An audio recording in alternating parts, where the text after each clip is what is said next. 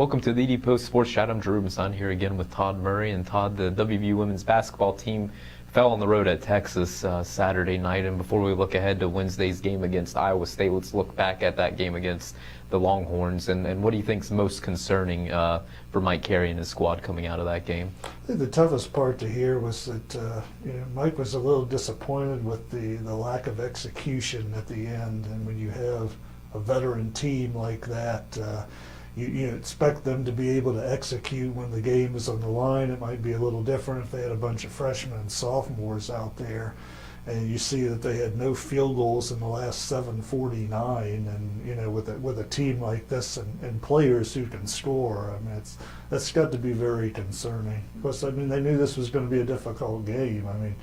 Texas basically gave that game up in Morgantown. They should have gotten the win in that game in regulation. Right. It was a fantastic effort by WVU to force it into overtime and pull it out. They knew it was going to be a tough game, and it was. One of the other things too, I think Texas out-rebounded WVU in convincing fashion. And really, when you look at the course of the season, WVU is right in the middle of the pack in the Big 12 and rebounding margin. And for a lot of teams, that would probably be adequate, but for a Mike Carey team, that probably doesn't sit too well. Right. Rebounding is always something he emphasized.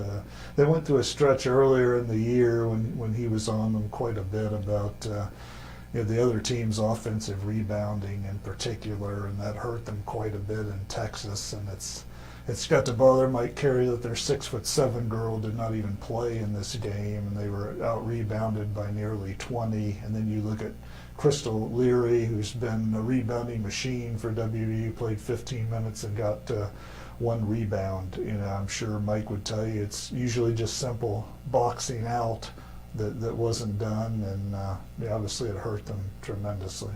Looking ahead to Wednesday's game against Iowa State, WVU picked up arguably if not its most impressive victory, certainly one of the most impressive victories in Ames, Iowa earlier this month.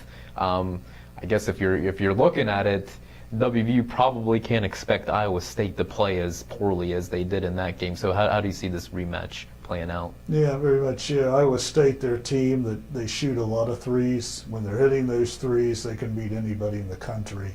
When they're not going to beat very many teams. When WVU played them earlier in the year, they shot 2 for 20 from three and got beat by, I think, 14 points. So, they've got to get out on those shooters when they come here and, hope that they're not hitting. They're not hitting. They have to box out. They have to get rebounds. Those two parts of the game have to be working together.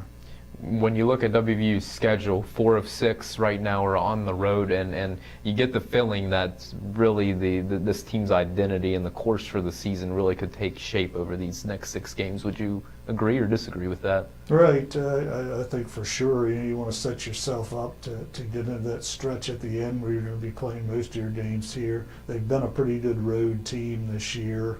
They're going to have to get a much improved TCU team on Saturday. That's not going to be easy. They've got other road games. They've got to go to Oklahoma and Baylor.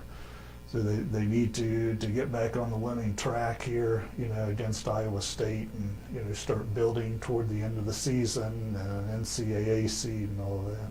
And along those lines, when you look at WVU's season, they really, when they've played a bad game, they've come back and played one of their better games. It seems like there's a lot of experience and just seniors on this team where they haven't had one of those lulls that kill a lot of college basketball teams. Would you credit that just to the upperclassmen on this team and kind of they've been through this a couple times before? Yeah, I think so. Mike talks about that all the time, although obviously the seniors weren't what they needed to be in those final minutes against Texas, but they have not had a 2-game losing streak this year. They've been able to bounce back, and I know Mike Carey's counting on that when the Cyclones come in here. Yeah. All right, Todd, appreciate it. Wednesday's game against Iowa State should be a fun one. Please continue to check theedpost.com for the latest on the Mountaineers. Thanks for watching again.